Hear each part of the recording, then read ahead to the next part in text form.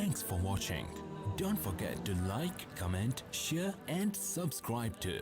حضرت عمر فاروق رضی اللہ تعالی عنہ کو اللہ تعالیٰ نے جب خلافت عطا فرمائی، میں آخری چند لفظوں میں بات کرنا چاہتا ہوں کہ آپ نے اپنی خلافت کے دوران میں کیا کارہائے نمایاں سر انجام دیے۔ میں نے سیرت طیبہ کے اندر آپ کے بارے میں بھی ایک چیپٹر رکھا ہے، حضور کے سسر کون کون تھے، حضور کے داماد کون تھے، اور حضور صلی اللہ علیہ وسلم کے چچے، حضور کی پھپھیاں، پھپھیوں کی اولادیں، چچوں کی اولادیں، سب کو میں نے اپنی کتاب میں گھیرا ہے۔ وہاں میں نے حضور کے جو سسر تھے ان کا بھی ذکر کیا ہے، اور ان میں حضرت فاروق اعظم رضی اللہ تعالیٰ عنہ بھی آتے ہیں۔ حضرت عمر فاروق رضی اللہ تعالیٰ عنہ نے جب خلافت سنبھالی تو فتوحات کا دروازہ ہی کھل گیا۔ یہ نہیں کہ شہر فتح ہو رہے تھے، ملک فتح ہو رہے تھے، بلکہ میں کہتا ہوں ملک نہیں فتح ہو رہے تھے، بر اعظم فتح ہو رہے تھے۔ بڑے بڑے بر اعظم فتح ہوئے۔ دو بڑی سلطنتیں تھی اس زمانے کے اندر، جیسے کبھی ہم سوچتے تھے نا کہ ایک رشین بلاک ہے اور ایک امریکن بلاک ہے، اب تو صرف امریکن رہ گیا ہے غالب، باقی سارے جو ہیں وہ نیچے آ گئے ہیں۔ اس زمانے میں حضور صلی اللہ علیہ وسلم کے زمانہ مبارک میں دو بڑے پولیٹیکل بلاک تھے، ایک رومن امپائر اور ایک پرشین امپائر، یعنی ایک ایرانی حکومت اور ایک رومی حکومت، یہ دو تھے۔ جناب فاروق اعظم رضی اللہ تعالیٰ عنہ کے دور میں دونوں کا نام و نشان مٹ گیا۔ اسلام اتنی تیزی سے نکلا مدینہ طیبہ سے کہ حضرت فاروق اعظم رضی اللہ تعالیٰ عنہ کے زمانہ میں کابل تک مسلمانوں کی فوجیں پہنچ چکی تھی، اور ادھر آذربائیجان اور یہ ترکمستان، یہ جو رشیا کے علاقے ہیں، یہ سارے حضرت فاروق اعظم کے زمانہ میں فتح ہو گئے۔ افریقہ فتح ہو گیا، بر اعظم فتح ہو گیا، پورا مڈل ایسٹ فتح ہو گیا۔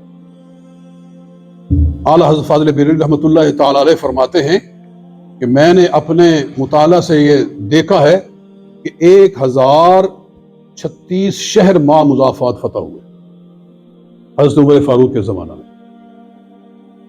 اور پھر حضور صلی اللہ علیہ وسلم کی ایک خواہش تھی کہ جزیرہ عرب سے یہود و نصارہ کو نکال دیا جائے۔ یہ مرکز اسلام ہے، یہاں یہود و نصارہ نہیں ہو، صرف مسلمان ہو، یہ مرکز ہو اسلام کا۔ یہ حضور صلی اللہ علیہ وسلم کی خواہش تھی۔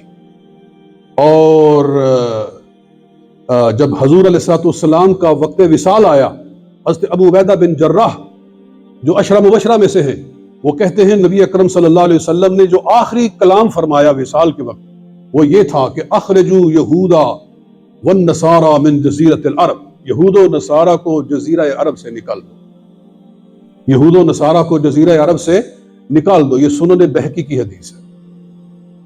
تو یہ حضور علیہ السلام کی خواہش اور آپ کا یہ ارادہ جناب فاروق اعظم نے اپنی خلافت میں پورا کر کے دکھایا۔ یہ سب سے پہلی بات۔ پھر اس کے بعد اتنا علاقہ فتح ہوا تو پھر آپ نے سرکاری خرچے پر تمام ممالک اسلامیہ کے اندر مسجدیں تعمیر کروائیں، اور ان مساجد کے اندر ائمہ اور خطباء مقرر فرمائے، اور ان کے وظائف بیت المال سے مقرر فرمائے۔ ایک پورا نظام آپ نے مرتب فرمایا۔ پھر مسجد حرام میں توسیع کرنا، مسجد نبوی شریف میں توسیع کرنا، یہ آپ کے کارنامے ہیں۔ نہریں کھدوائیں، جتنا علاقہ فتح ہوا پوری مملکت اسلامیہ میں آپ نے آب پاشی کا نظام جاری فرمایا، نہریں کھود کھود کے پانی کو ہر جگہ پہنچایا، یہ آپ کا کارنامہ ہے۔ نئے شہر تعمیر کیے گئے، کوفہ تعمیر کیا گیا آپ کے زمانہ میں آپ کے حکم سے۔ اور پھر بچوں کا جو یہ چائلڈ بینیفٹ ہوتا ہے، یہ آج یہاں چائلڈ بینیفٹ ملتا ہے، اس کو انٹروڈیوس کرانے والے حضرت فاروق اعظم رضی اللہ تعالیٰ عنہ، آپ نے اس کو اسٹیبلش کیا تھا اپنے دور خلافت کے۔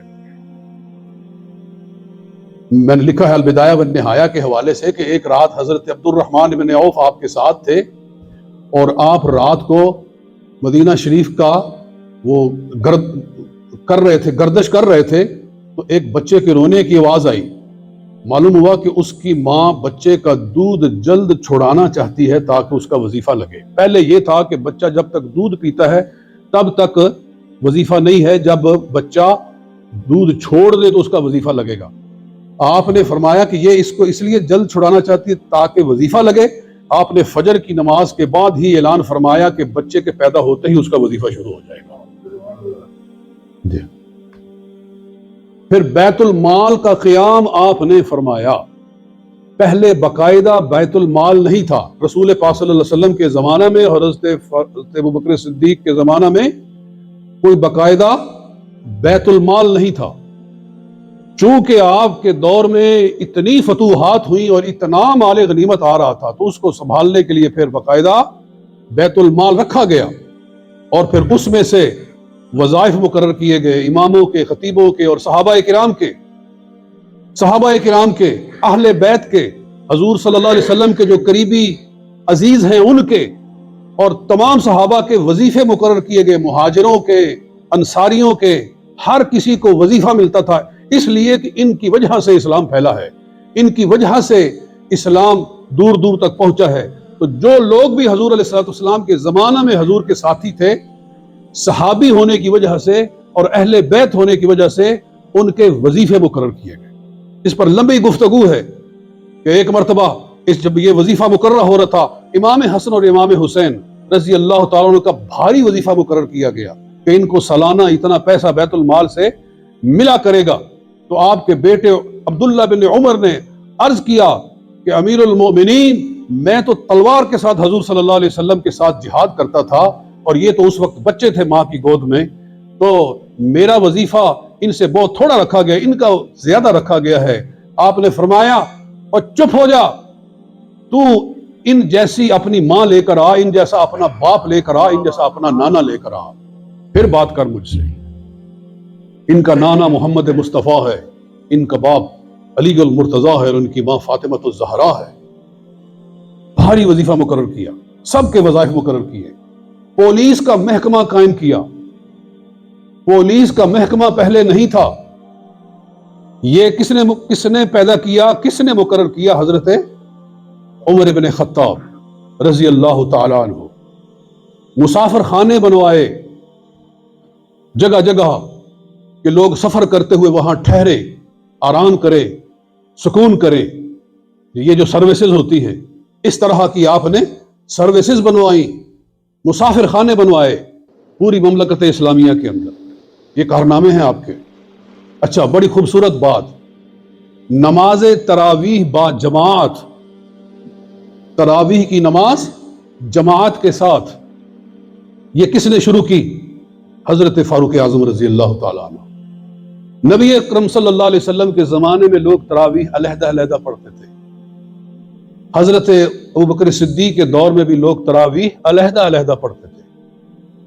جب آپ کی خلافت ہوئی، آپ رمضان آیا، آپ نے مسجد میں دیکھا کہ کچھ لوگ یہاں کھڑے نماز پڑھ رہے ہیں، کچھ لوگ یہاں کھڑے نماز پڑھ رہے ہیں. فرمایا کیا اچھا ہو کہ ان سب کو ایک امام کے پیچھے کھڑا کیا جائے، ایک امام کے پیچھے. تو حضرت ابی بن کعب رضی اللہ تعالیٰ عنہ، جو کہ قرآن کے قاریوں میں سب سے بہترین قاری تھے اور حضور صلی اللہ علیہ وسلم خود چھپ کر ان کا قرآن سنا کرتے تھے، حضرت ابی بن کعب ان کو امام مقرر کیا. فرمایا کہ تم امام بنو اور تمام تمہارے پیچھے کھڑے ہو اور تھوڑا تھوڑا کر کے پورے رمضان میں اول سے آخر تک سارا قرآن پڑھ کر سنا. تو تراویح با جماعت اور پھر اس میں پورے قرآن پاک کی تلاوت کا یہ سلسلہ حضرت عمر فاروق نے شروع کیا، اور ایسا مبارک ثابت ہوا، اتنا برکت والا ثابت ہوا کہ آج پوری دنیا میں کروڑوں کے حساب سے حافظ قرآن موجود ہیں. یہ کیوں پیدا ہوتے ہیں؟ ہر گھر میں حافظ کیوں بنتا ہے؟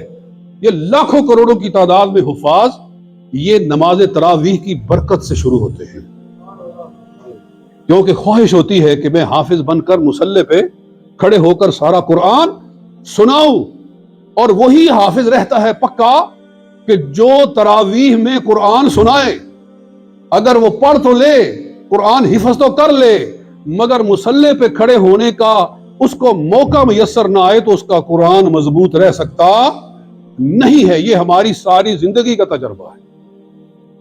میں 13 سال کا تھا جب میں حافظ ہو گیا تھا، اور میں نے 13 برس کی عمر میں پہلا مصلی سنایا تھا، پورا قرآن پاک سنایا تھا 13 برس کی عمر میں۔ پھر اس کے بعد میں ہر سال سناتا چلا آیا، حتیٰ کہ الحمدللہ مجھے 36 مرتبہ قرآن پاک پورا سنانے کا اللہ نے موقع عطا فرمایا۔ جی، یہ اللہ کا مجھ پر احسان اور میرے والدین کی جو تربیت اور ان کی دعاؤں کا اثر ہے۔ تو قرآن کیوں مضبوط رہا؟ آج تک بھی مضبوط ہے۔ آج اب تو میں مریض ہوں، میں امامت نہیں کر سکتا، لیکن الحمدللہ قرآن آج بھی مضبوط ہے۔ تو یہ کیوں؟ یہ تراویح میں قرآن سنانے کی وجہ سے۔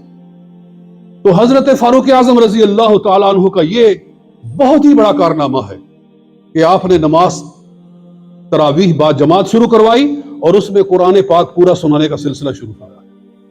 پھر آخری بات، پھر میں اس پہ ختم کر دیتا ہوں کہ ہجری تاریخ آپ نے شروع فرمائی۔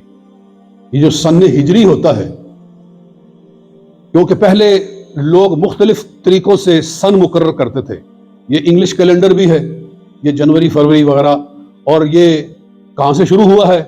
یہ حضرت عیسیٰ علیہ السلام کے ڈپارچر سے شروع ہوا ہے، تو اس کو سن عیسوی کہتے ہیں۔